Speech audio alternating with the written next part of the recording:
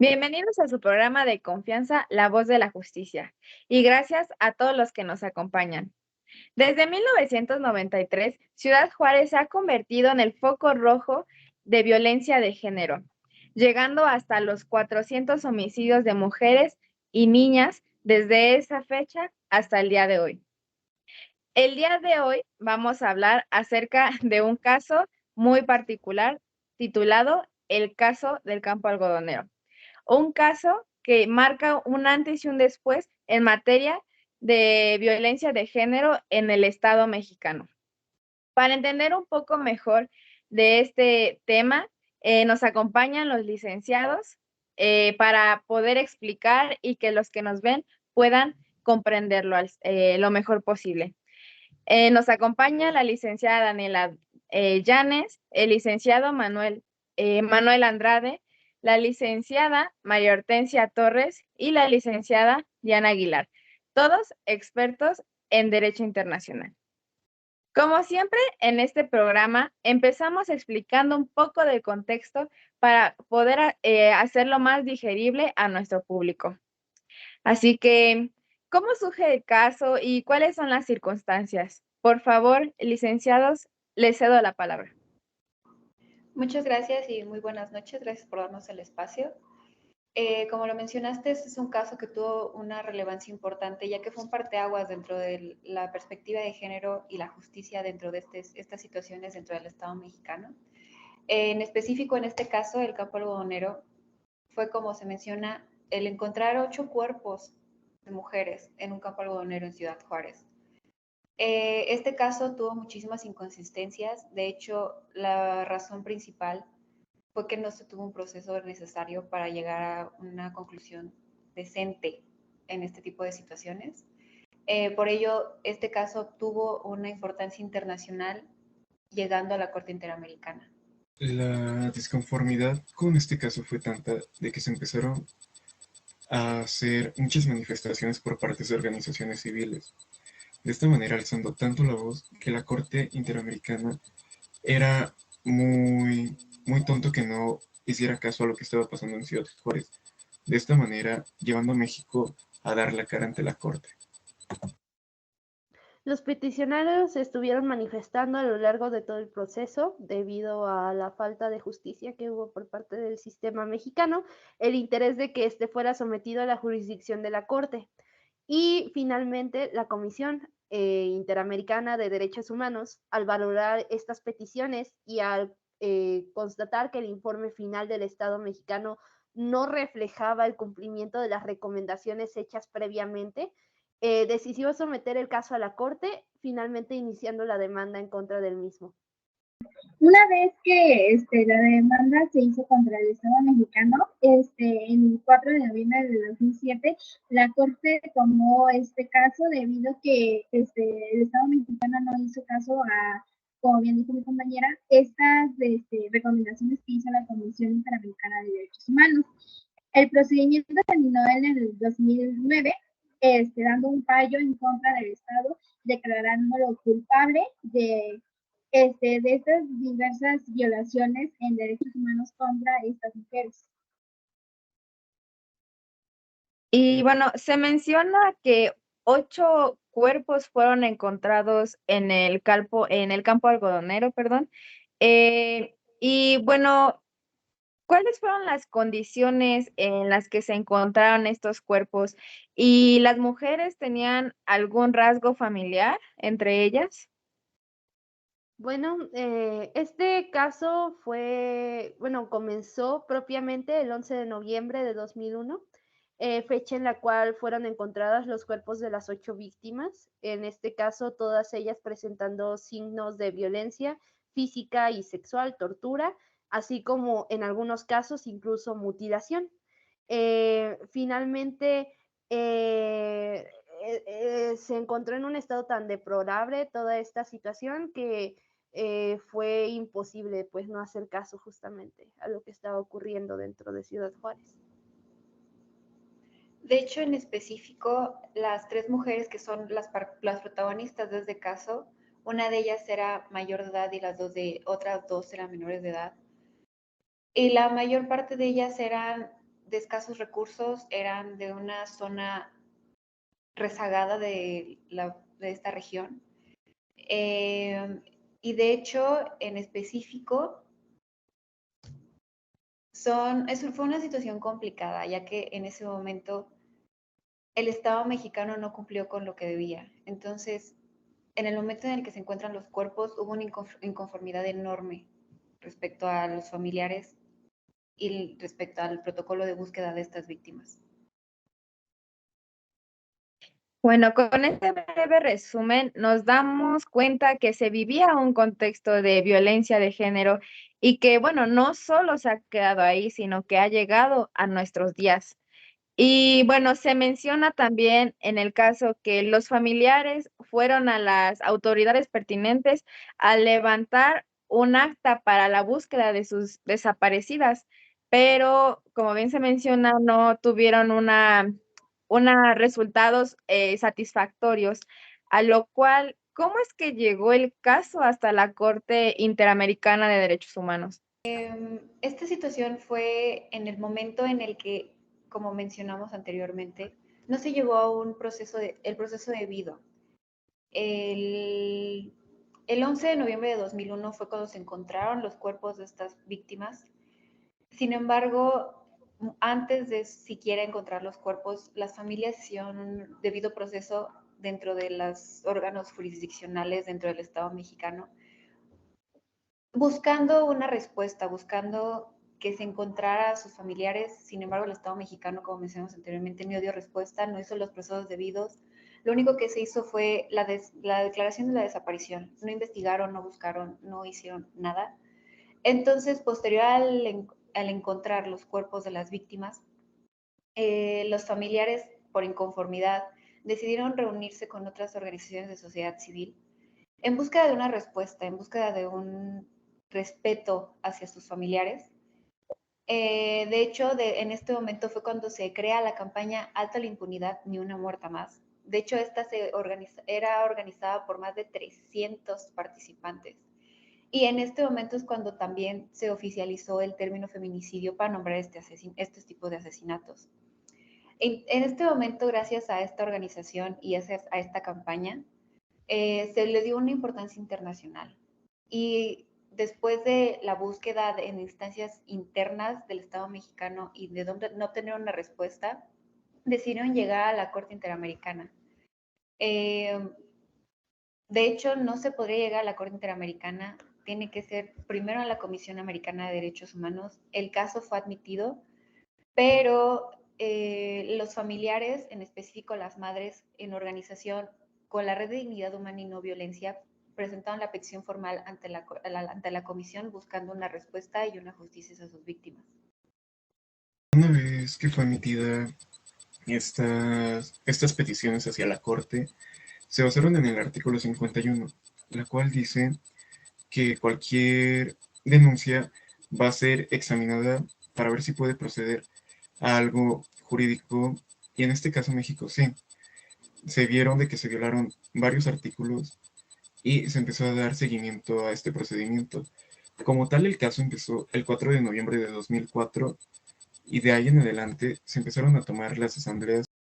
De hecho, este caso en específico tuvo importancia ya que, como mencionamos anteriormente, el Estado mexicano fue juzgado por la violación de los derechos humanos de las 3 víctimas mencionadas anteriormente. Brenda Esmeralda Herrera Monreal, de 14 años, Laura Berenice Ramos Monraes, de 17 años, y Claudibet González, de 20 años. De hecho, todos sus familiares, como mencioné, fueron los que llevaron el caso a la comisión y a la corte. Pero en este proceso, como mencionamos, se lleva el caso a la Comisión Interamericana y está basada en el artículo 51, como menciona el licenciado Emanuel. Tiene la jurisdicción y la capacidad de darle recomendaciones al Estado mexicano de modificar y crear y realizar las acciones necesarias. Sin embargo, el Estado mexicano hizo caso omiso y posteriormente a una prórroga que se le otorgó, se lleva a juicio a la Corte Interamericana en donde lo declararon culpable por la violación de los derechos humanos de las víctimas, incluido también el hostigamiento que vivieron las familias. posterior a toda la situación vivida. Y bueno, también hablando de eso que vivieron los familiares, es muy duro porque estas familias solo buscan la justicia y la verdad acerca de sus desaparecidas. Y bueno, como ya se había mencionado, este caso podemos catalogarlo como un antes y un después en materia de violencia de género en el Estado mexicano, además de que despertó una gran preocupación a nivel nacional, pero no solo a nivel nacional, sino también a nivel internacional. Así que, ¿en qué momento las partes involucradas se convirtieron en sujetos del derecho internacional? Bueno, en este caso, debido a la responsabilidad que tenía el Estado, no solo para con las víctimas, sino que también para sus familiares, el incumplimiento que éste tuvo con respecto a el cuidado de, bueno, su protección, tanto física como de sus derechos humanos, fue completamente, pues, inexistente, ¿no? No se buscó verdaderamente dar seguimiento ni tampoco salvaguardar, bueno, la situación en la que se encontraban ambas partes. Y es por ello que, debido a la falta de diligencia en la investigación, la denegación de justicia y la falta de reparación adecuada tras agotar todos los medios internos, llevaron a que estas familias y, bueno, las víctimas se volvieran sujetos del derecho internacional. También cabe resaltar que esto es posible debido a que el Estado mexicano, al tener estos tratados internacionales en donde se ve la importancia de los derechos humanos de las personas, es este el motivo por el cual el Estado mexicano se convierte en sujeto de derecho internacional, al igual que las víctimas en este caso. También hay que tener en cuenta de que aparte del Estado mexicano y las víctimas, son las organizaciones de sociedad civil también sujetos del derecho internacional. Y también en la Corte Interamericana de Derechos Humanos, ya que es un órgano de jurisprudencia el cual da el fallo en contra del Estado mexicano. De hecho, en esencia, los sujetos de derecho internacional como tal son los que pueden modificar, bueno, no modificar como tal, pero tienen el derecho de reclamar. El momento en el que los individuos se volvieron un sujeto del derecho internacional, y en este caso también las organizaciones internacionales, bueno, de sociedad civil, fue en el momento en el que representaron a las víctimas. Y como toda víctima tiene el derecho de reclamar de manera directa ante una instancia internacional la vulneración de sus derechos sin necesidad de la intermediación de otras entidades. Y bueno, además, los tratados en materia de derechos humanos, los tratados internacionales, tenemos que recordar que están a la par de la Constitución en cuanto a la jerarquía. Y en estos casos se nota que son olvidados completamente. Una vez que se llegó a la Corte, ¿cómo se desarrollaron los hechos? Bueno, todo comenzó al momento en el que se pudo establecer la relación jurídica. En este caso, como ya mencionó la compañera Daniela, no se dio como en los casos típicos de responsabilidad internacional entre dos estados, sino que en este caso los sujetos fueron personas físicas, en este caso las víctimas, las organizaciones que les representaron y el Estado mexicano. En conjunto a ello, la vinculación también adicional se da al momento de que el Estado mexicano no logra salvaguardar los derechos de sus conciudadanos, que son parte de su responsabilidad, y es aquí cuando comienza verdaderamente la cuestión de responsabilidad internacional. De hecho, esta vinculación se da en específico en el momento en el que el Estado mexicano es parte de la Organización de Estados Americanos, lo cual lo hace afiliado a la Comisión Interamericana de Derechos Humanos. En este momento es cuando el Estado mexicano se compromete a cumplir y salvaguardar los derechos humanos de sus connacionales. Sin embargo, en este caso fueron violentados en una acción y una omisión. Entonces, en este momento es cuando el Estado mexicano tiene que dar una responsabilidad de cara a la comunidad internacional. Tiene que decir en qué momento afectó y vulneró los derechos de una persona y un colectivo y reparar el daño. Y bueno, ¿qué cargos se le impusieron al Estado mexicano por su negligencia ante este caso? Bueno, el Estado mexicano, al ser parte de la Corte Interamericana, tiene que acatar a los artículos que ésta tiene, ¿no? Entonces, entre los artículos que violó fue el primero, el segundo, el cuarto, el quinto, el octavo, el 11º, 19º y 25º. De estos, varios son derechos universales, como lo es el derecho a la vida, pero también muchos son derechos humanos que fueron violentados.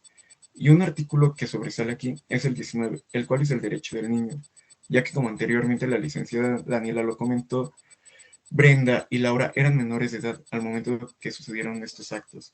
También otra fuente es la Convención para Prevenir, Sancionar y Erradicar la Violencia contra la Mujer en el incumplimiento de las obligaciones del artículo 7, el cual es optar medidas para eliminar la violencia contra las mujeres.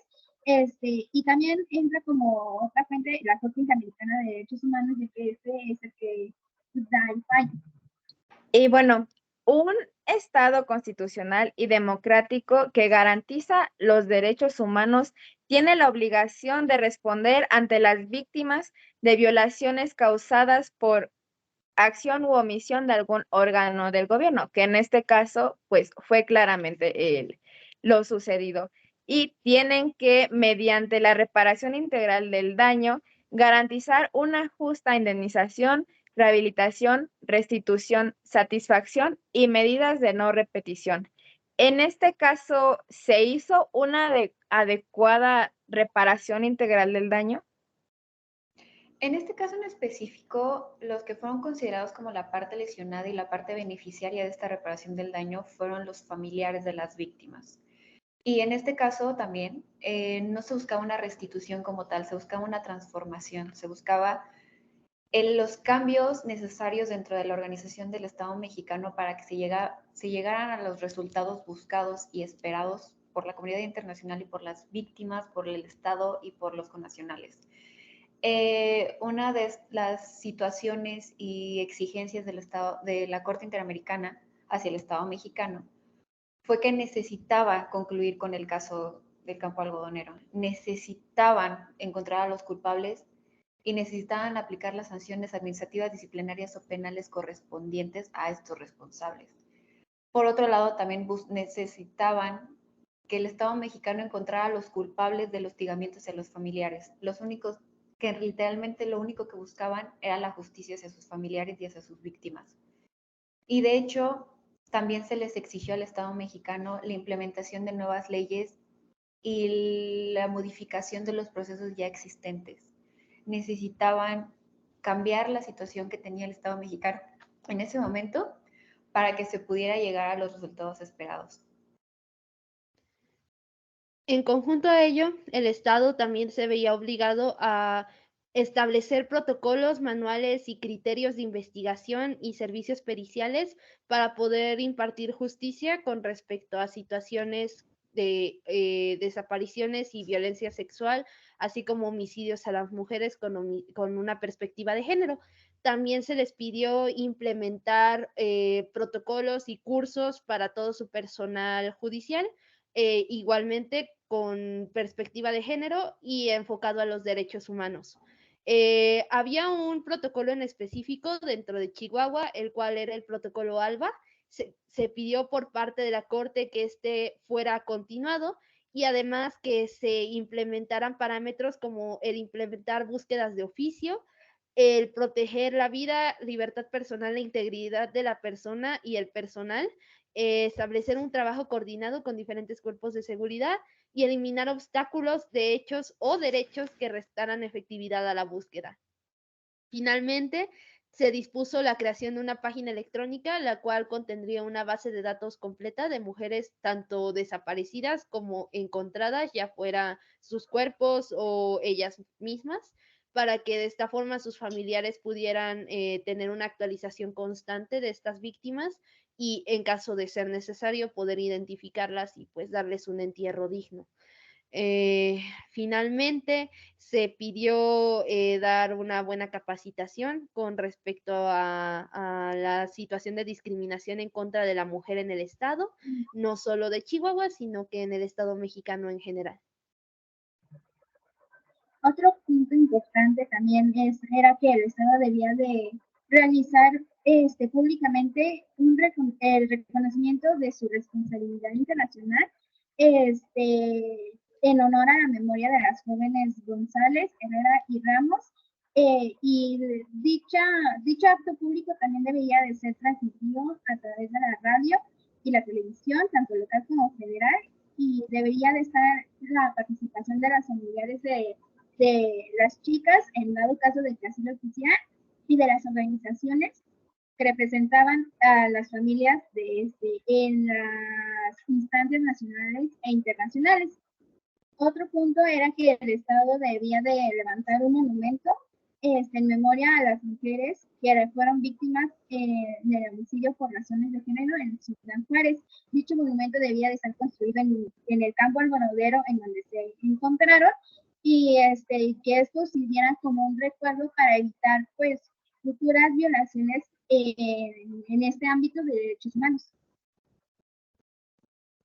De hecho, en este caso hubo una situación importante ya que el Estado mexicano no le dio la seriedad al cumplir las exigencias de la Corte Internacional.